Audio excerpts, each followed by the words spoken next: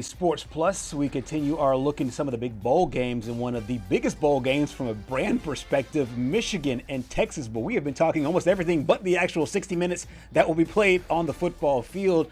Of course, some interesting dynamics going on with Michigan over the last couple of weeks. Some interesting dynamics for Texas that we'll get into here over this next hour on Southeast Sports Plus. I'm Gerhard Mathangani, joined by Patrick Walsh, and we are really happy to not only break this game down, break it down with some of our friends around Next Star Nation, but one of the things that really comes out is when you get excited for bowls, a lot of times I just look at the logos, and when these two logos were side by side, I was like, this will be a lot of fun, but we're not talking about the game. No, I mean, this is what you would typically call a brand bowl. You know, with Michigan and Texas being some of the biggest brands in college football, but with the news coming out of Ann Arbor about Sharon Moore, and now today coming out of Austin, Texas, about some coaching changes. I mean, I'm forgetting that we actually have to play the game because I bet both of these teams just want to get to next season already. Right, is exactly right, and both these teams kind of come in with similar situations. Really high-profile young quarterbacks coming into this game. Bryce Underwood there for the Michigan Wolverines. We're so excited to be joined once again by our friend Ian Kress to break this one all down. Ian, this is a really exciting matchup, I think, once the game kicks off. But we have had a lot of noise surrounding these two programs outside of that. As you break down what Michigan is going through from an off-field perspective as they try to prepare for this one, there's nearly no handbook, there's no outlet, there's no other way to really handle these kinds of things. What's your take on the way the Wolverines have handled the last week or so? Yeah, I mean, it's certainly a unique situation, one that these players never thought they would be in. Last week I was talking with one of the beat writers for the Detroit Free Press, and he described it as the players were shell-shocked when they found the news out about Sharon Moore being fired and then arrested a few hours later. And then Biff Poggi, the interim coach, talked on Monday down in Orlando ahead of the Citrus Bowl and basically said that the players felt betrayed. I don't know who exactly they felt like betrayed them, but it seems like maybe it was more a Sharon Moore situation than maybe the university. But, it's just an odd situation, probably tough for a lot of people to put their head around everything that's happened over the last week in a day, I would say. So it's a little odd right now. Michigan players have not spoken with the media since this news came out. Actually, within the last half hour, Michigan did send out a media advisory email saying that they're going to have a few players speak on Friday, but they did put a note in the email that the players are not able to comment on the circumstances that have taken place. And so it's basically just going to be a lot of focus on the game against Texas, which I'm sure that's what Michigan wants, but I'm sure there will be a few reporters that try to just ask, like, how are you guys doing? Like, this whole situation is unique. Like, how have you handled it? And so we haven't gotten that perspective yet, but Biff Poggi basically said that a lot of them did feel betrayed and shocked, and it's kind of a situation they're all just learning to go through right now. Yeah, for those of us that don't cover that program particularly, your last statement kind of hit my question right there on the head as far as I'm sure there's going to be a company line, so to speak, about the way to handle all these things. And there are legal ramifications that actually do completely make sense. But how honest and forthright do you feel like these players can be just about their overall mental state, knowing, especially guys that have been there for 3 years, is 2 coaching changes, about to be a third, and just a lot of turmoil that you don't necessarily see from a college football playing experience? Yeah, I mean, I think obviously the players are not going to answer questions about like, oh, did you know about the relationship between Sharon Moore and that type of stuff. So I feel like, yeah, that's fair to say like that would be off the record. But I think it is fair for media members to ask like, how are you guys trying to get through this, and what's sort of been like the biggest thing that you've learned about yourself and the team and like coming together and that type of stuff. So yeah, it'll be interesting tomorrow of what they have to say. But as someone who too also we cover a lot of Michigan State, they've had a few issues over the last few years with Mel Tucker and a few other things, but Michigan State's always been up front and center and have taken on the questions, whether it's the athletic director, the president at the time when Mel Tucker was fired. They had a press conference the day after Mel Tucker was suspended. We still have not heard from Michigan athletic director Ward Manuel. So it's kind of a weird situation in Ann Arbor. They're not exactly, I would say, media friendly when it comes to certain things. I don't want to say like they like to hide things, but they certainly try to stay away from media when they can, just to not let stuff get out there, I guess. If you're Biff Poggi, how do you get your players to rally around you and go and play in this game against a team that's as good as Texas that just barely missed the college football playoff with 3 losses. Yeah, I mean, I guess for Biff Poggi, the good thing is that he's already been the interim coach this season. You know, Sharon Moore was suspended for 2 games, so Poggi, he's already had that experience of leading this team. They seem to really like him. You know, you see clips of his press conferences and whatnot, and he seems like a fun guy to be around. And so I do think the players will embrace him as the interim coach for, you know, the next 2 weeks or however long it goes. Who knows? Maybe he is their next head coach. But it does seem like the players have embraced Biff Poggi as their guy for right now, just based on what happened throughout the season and how the players really liked playing for him, especially Bryce Underwood seemed to enjoy it during that Nebraska game and then Central Michigan as well. And so I do think they'll enjoy these next few weeks the best they can, and hopefully football is in a way a distraction from all those outside noises of the Sharon Moore mess. You brought up Bryce Underwood, and he's been the hot commodity here as of late because, you know, the social media people were just digging around his profile, and I know he took Michigan out of his social media, which, I mean, you could do with that information what you would like with a teenager and social media and stuff like that. But would you expect Bryce Underwood to return next year, or is there some concern around the program if they don't find the right head coach that he might leave?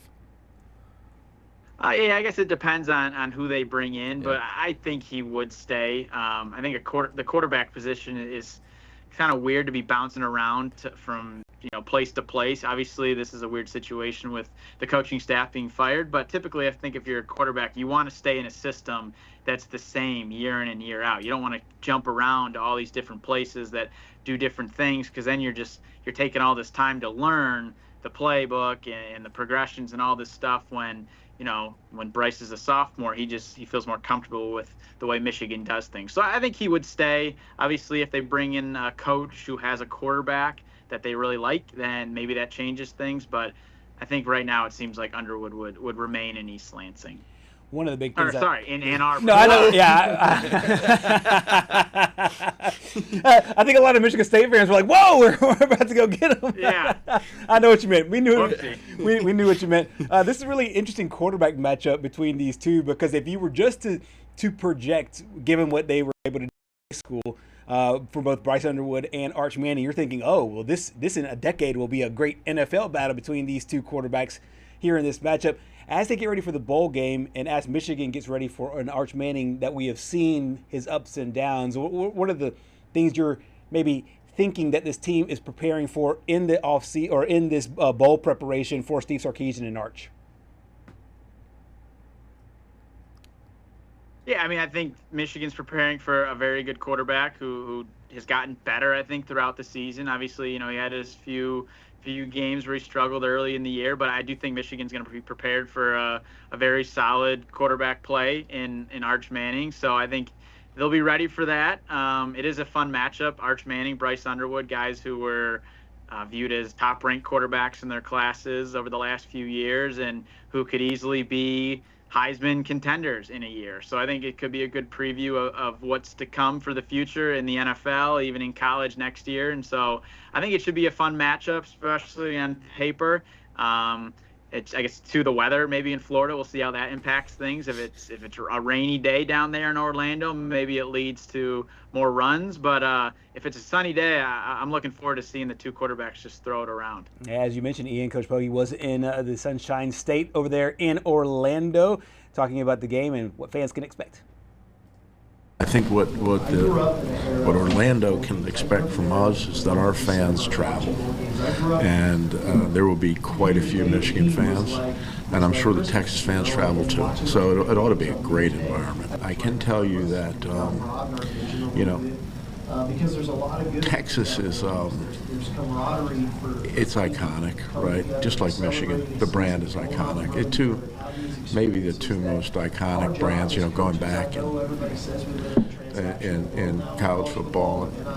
I know our kids have a great deal of respect for Texas, and I have a great deal of respect for Steve and his staff. I mean, they're going to be actually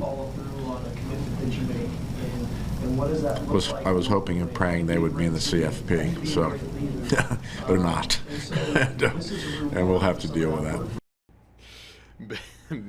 I think that's one of the more interesting things that I've ever heard a coach say. You know, usually when coaches talk about the other teams, they don't really like give up too much. It kind of sounds like, you know, Biff was really hoping that Texas would have made the CFP so that way he didn't have to play them. You know, I don't think I've ever recalled a coach actually kind of openly admitting that. Like rooting for your opponent to be in the college football playoff. Yeah, that's a new one. I mean, I don't know if Michigan knew that's who they were going to play if Texas didn't get in, but yeah, it's. I think Texas would probably be favored. I haven't looked at how that all has played out in terms of betting and all that stuff. 7.5. But it does seem like. Is it okay? Yeah, I would put.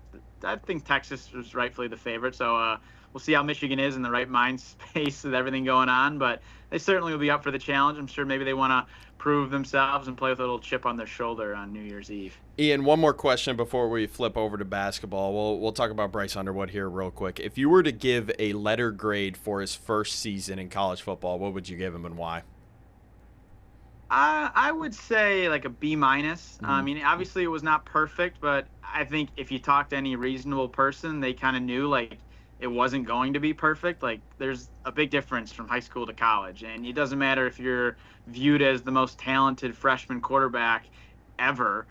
There's always going to be an adjustment period, and it's always going to be, you know, challenging. And so I think we saw that at times with Bryce, where it looked like he was a true freshman quarterback. The Ohio State game is a great example.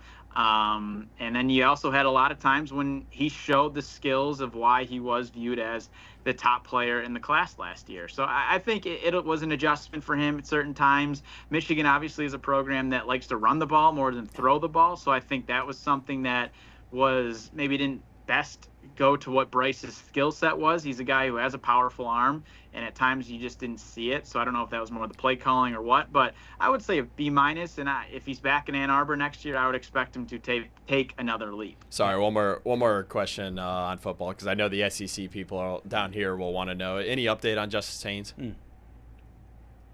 We have not heard much. Like I said, Michigan hasn't done a whole lot of media avail leading up to this. Maybe he goes, maybe he doesn't. I'm not totally sure. But yeah, that's I guess all I got right now. Yeah, no problem there. One thing that is good to go is the college basketball up there in Michigan. 2 of the top 9 teams in the country who reside there in your state. We'll start with the Wolverines before we head over to the Spartans. I'll tell you what, and I'll give Patrick the credit for this because he has been saying for the last 2 weeks, he's like, this is this is the best basketball team in the country by far. Obviously, Arizona's right there as well.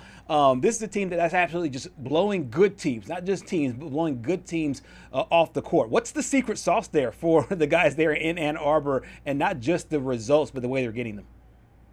Yeah, I just think they're a team that has a lot of matchup problems for other teams. I mean, their size is different than a lot of teams with Yaxel, Lendeborg, Merez Johnson. I mean, they have size at all positions, and I think they're built to really blow out teams the way they play. Obviously, you know, you saw against Maryland, it was a little closer in the first half, and then Maryland had a player get injured, a player get ejected for 2 flagrant fouls, and so Michigan was able to take advantage and really pull away. But yeah, the way they're playing is just very impressive. They play intense defense, and they are a team, too, that can make a lot of shots. They can get to the basket, use their size to their advantage, and, you know, Dusty May has really a coaching style that really just allows Michigan to play like they don't want to take their foot off the gas. You know, they are just a team that's going to go at you all 60 minutes. They don't let up, and that's why you've seen these huge blowouts against even teams like Gonzaga out in Las Vegas. You know, I think that was their most impressive win, and so it has been impressive, and they certainly look like not just the Big Ten favorites, but, you know, certainly the national championship favorites right now. It's early, but we'll see. Ian, I feel like a couple years ago, Michigan tried their hardest to get a guard from North Carolina in Caleb Love, and it just didn't work out. He wasn't able to make it there to Ann Arbor, ended up going over to Arizona. Well, they tried their luck again with Elliot Cadeau. What have you been able to make of his performance so far early this season? Yeah, I think the big knock on him was just like his shooting when he came to Michigan. Like I think he was a guy that knew how to dish the ball, get a lot of assists, and he's been very impressive when it comes to his shooting. I mean, he's been making his shots from behind the arc. He's still showing off his ability to make plays with his assists, and so I think he's just been the point guard they were looking for. He doesn't turn the ball over a whole lot. That was Michigan's Achilles heel last year. Is they had this great size, they had a lot of skill, but they lost the games they lost because they turned the ball over all the time. And now this team takes care of the ball a lot more, and that's allowed them to just really keep their foot on a team's throat and just go at them. We heard from Coach May on his star, Elliot Cadeau. He's special. I mean, his ability to manipulate the defense, I think even now he's just learning his teammates better. I mean, that's probably the most underrated part of all this is guys get used to hooping with other guys, and I think he's getting used to who likes it here, who wants it there. Also more familiar with our system. We played differently than he played last couple of years. They have a very unique system that they score a lot of points and it's good ball, but ours is just different, and so I think a lot of it is just the guys are getting used to playing with each other, where we didn't have that prep time for a number of reasons. But I don't know if anyone in college basketball will ever have the stability where they just roll out a team with great continuity early in the season anyway. But I think these guys have done it as well as anyone, with especially factoring in we've only been here a year. I don't want to create any next star on next star battles here, but Glenn Kinley came on our show earlier. He covers Illinois. And he said that it's kind of a dog-eat-dog world here. I could see that the champion of the Big Ten has 5, 6, maybe 7 losses going into the year. Do you see this Michigan team losing 5, 6, 7 games in conference? I know we're going into that part of the season. Yeah, I mean, conference play is always different in the Big Ten. Those environments are intense on the road. You saw it at Maryland on Saturday. But the way Michigan's playing, I do not see them getting 5 losses in the Big Ten. Right. You know, they're a team that I think they could win the Big Ten. Maybe they fall twice. You know, I think that could be maybe the way things go for them, the way they're playing right now. Obviously, injuries could change all that, and history shows that the Big Ten champion typically has like 5 to 6 losses. Yeah. It's just the way it has been. You know, Michigan State won it by 3 games last year, and they still had, I believe it was like 4 or 5 losses in conference play. Right. And so I think with the way Michigan is, that they'll probably maybe fall once or twice, but that would be it. I don't see them losing 5 or more games in conference play because of the way they just are built. Ian, you've always been kind to us and gracious with your time, man. From New York back home there to East Lansing, we always appreciate here at Southeast Sports Plus. Thank you, man. Yeah, thank you.